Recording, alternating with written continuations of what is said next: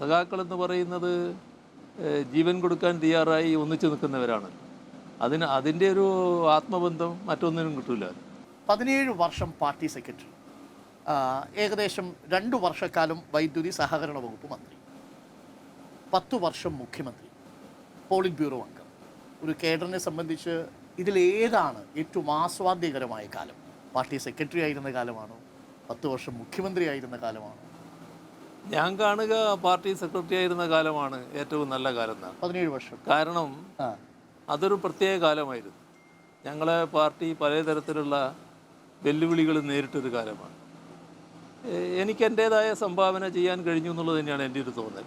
അതിൽ ഞങ്ങൾ കൂട്ടായിട്ടാണ് കാര്യങ്ങളെല്ലാം നിർവഹിച്ചിട്ടുള്ളത്. പക്ഷേ അതിൽ ഞാനും ഒരു സംഭാവന ചെയ്തിട്ടുണ്ട്. അതാണ് ഏറ്റവും നല്ല കാലം എന്നാണ് എനിക്ക് തോന്നുന്നത്. പോലീസ് എസ്കോർട്ട് അധികാരം, ക്ലിഫ് ഹൗസ്, അങ്ങനെയുള്ള അധികാരത്തിൻ്റെതായിട്ടുള്ള ഒരു വലിയ ഒരു നിര, മറുഭാഗത്ത് ഇൻക്ലാബ് സിന്ദാബാദ് മുദ്രാവാക്യം, ആവേശകരമായ വിപ്ലവാഭിവാദ്യങ്ങൾ, പാട്ട്, പാർട്ടിയുടെ സഖാക്കൾ, ഇങ്ങനെയൊരു വേദി. ഇതിലേതാണ് അങ്ങ് ഏറ്റവും കൂടുതൽ ആസ്വദിക്കുക? അതെപ്പോഴും പാർട്ടിയുടെ നിലയിലല്ലേ ആസ്വാദ്യത വരിക. അതിനാണല്ലോ കൂടുതൽ ഹൃദയബന്ധമുള്ളത്. കാരണം സഖാക്കളെന്ന് പറയുന്നത് ജീവൻ കൊടുക്കാൻ തയ്യാറായി ഒന്നിച്ചു നിൽക്കുന്നവരാണ്. അതിൻ്റെ ഒരു ആത്മബന്ധം മറ്റൊന്നിനും കിട്ടില്ല. മറ്റതെല്ലാം ഡ്യൂട്ടിയുടെ ഭാഗം മാത്രമാണ്.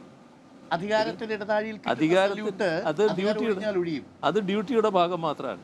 മറ്റതല്ല, മറ്റത് ഹൃദയത്തിൽ നിന്ന് വരുന്നതാണല്ലോ. ആ ചെങ്കുടിയും ആ മുദ്രാവാക്യം അധികാരം ഒഴിഞ്ഞാലും അതാണ് നിൽക്കുന്നതും ശാശ്വതവും ആസ്വാദികം. അത് മാത്രമാണ് ശാശ്വതം. മറ്റതൊക്കെ ഇപ്പൊ കണ്ടത് നാളെ പോകും. ഇത് മനസ്സിലാക്കാത്തയാളാണോ ജി സുധാകരനും ടി കെ ഗോവിന്ദനും ഐഷ പൂറ്റിയും അടക്കമുള്ള മുതിർന്ന നേതാക്കൾ? ഈ പറഞ്ഞവർ തമ്മിൽ വ്യത്യാസമുണ്ട്. എന്നാൽ എല്ലാവർക്കും ഒരേ സ്വഭാവം വന്നിട്ടുണ്ട്. അത് സ്ഥാനമോഹം വന്നപ്പോൾ മറ്റെല്ലാം മറന്നുപോയി എന്നുള്ളതാണ്. പാർലമെന്ററി വ്യാമോഹമെന്ന് പാർട്ടി തന്നെ വിലയിരുത്തുന്ന ഒരു പ്രധാനപ്പെട്ട അധികാരത്തോടുള്ള ആഗ്രഹം. അതെ, അത് വല്ലാതെ വന്നപ്പോൾ മറ്റു കാര്യങ്ങളൊക്കെ മറന്നുപോയി. അവരവരത് മറന്നു. താൻ ഇതേവരെ സ്വീകരിച്ച നിലപാടുകൾ മറന്നു. എങ്ങനെയാണ് താൻ ഇന്നുള്ള സ്ഥാനത്ത് എത്തിയത് എന്നുള്ളത് മറന്നു.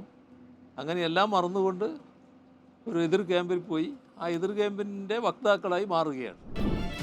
മറ്റാരുണ്ട് LDF അല്ലാതെ?